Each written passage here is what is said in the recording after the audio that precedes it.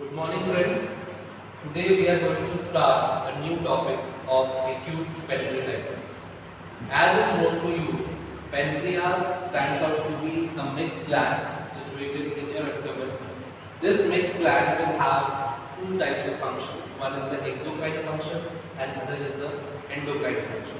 The exocrine function basically deals with enzymes secreted for digestion of food, whereas the endocrine function leads to releasing certain types of hormones, and these hormones will metabolize or help with controlling various metabolic processes.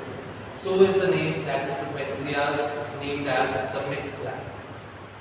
Now, according to the secretions that come out of the pancreas for their exocrine part, that is the pancreatic juice.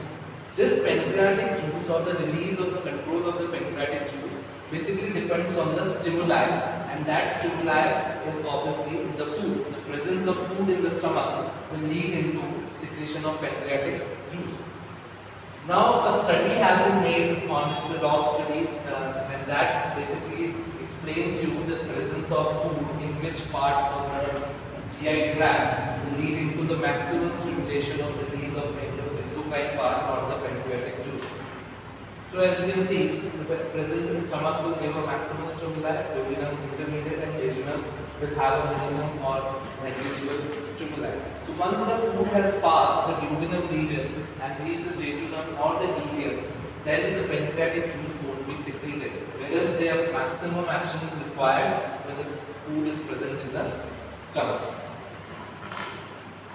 Now, as we know that a particular enzyme secreted from pancreas or from any gland, they have a digestive function. Digestive function, if I can elaborate that part, we basically divide the enzyme, digestive action of enzymes in three parts. That is, first is the carbohydrate digesting enzyme, the protein digesting enzyme, and the fat digesting or the lipid digesting enzyme. All these three types of enzymes are being secreted from pancreas. So these enzymes, when secreted from pancreas, they can have a digestive action on food as well as the surrounding cells. So in order to protect the body cells or the cells of our own body from the digestive action of these enzymes, we have a protective mechanism.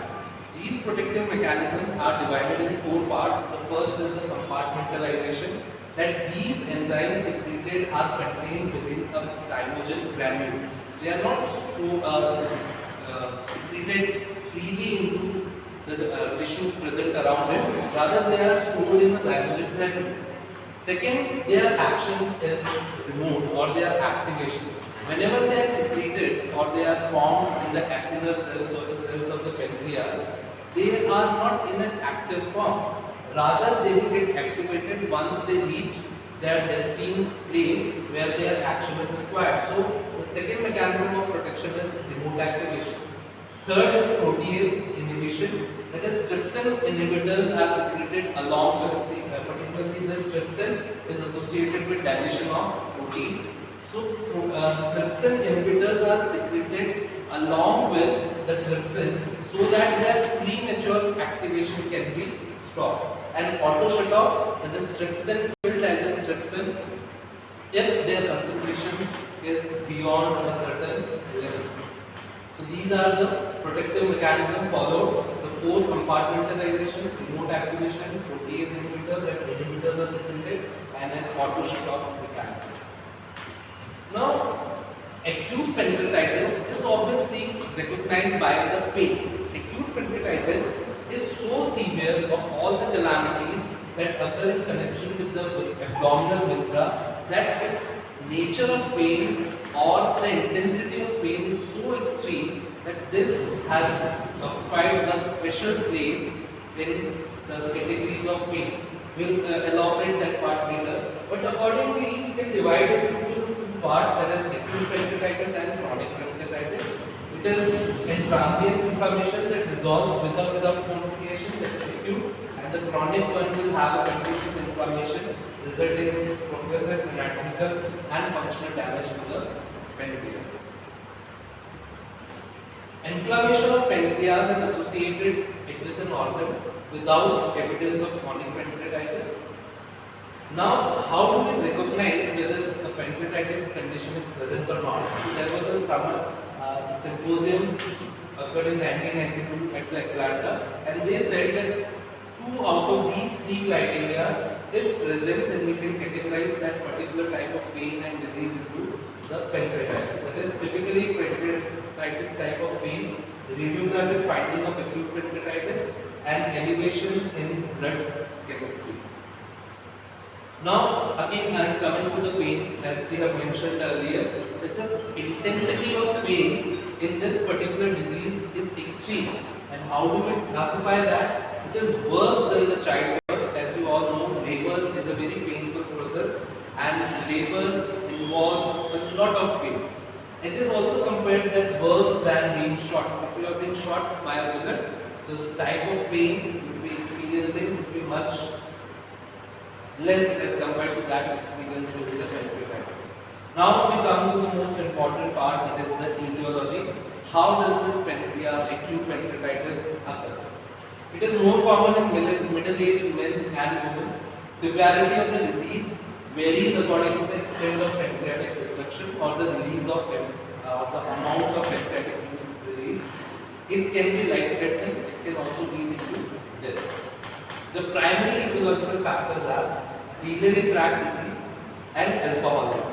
That is most probably the most common cause is gallbladder disease, in which obviously you can include polynephrosis. Less common causes are trauma, which can be a direct trauma or a post-surgical trauma. It can be any viral infection associated with liver, penetrating duodenal ulcer. These are also a cause. It can have presence of any cyst, or sometimes it's idiopathic that we don't know the reason why it being erupts.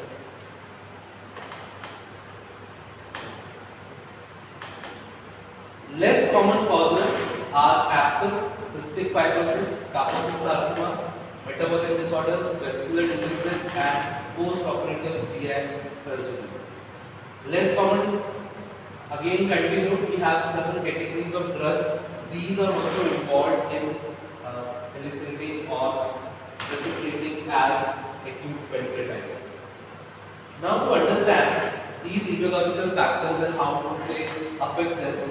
So we have these etiological factors like alcoholism, biliary tract disease, trauma, infection, drugs, post-operative GI, and unknown reasons. Then what we have is activation of pancreatic enzyme. Although all pancreatic enzymes will get activated, but at a certain point. They don't get activated before their desired action is required. Next is injury to pancreatic cells. If there is some injury due to these factors, that they can lead into autodigestive effect of pancreatic enzyme.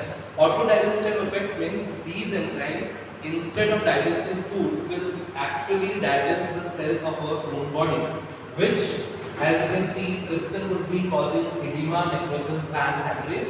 These are some general pathological phenomena, and elastase will obviously digest the blood vessels and will cause hemorrhage.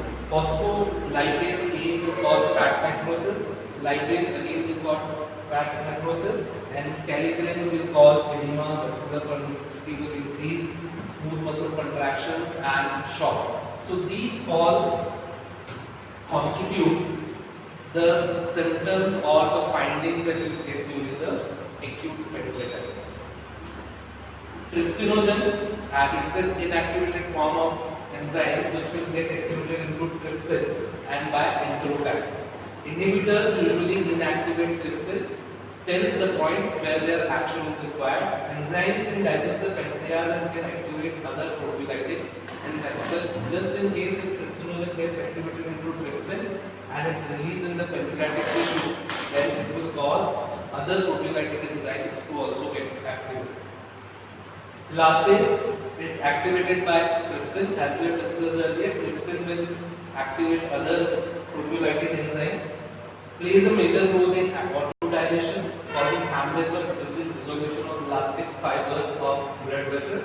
I told you earlier, this elastase will cause dissolution of blood vessels. Phospholipase A causes fat necrosis. So it is activated by trypsin and bile acids. It also plays a major role in autodigestion.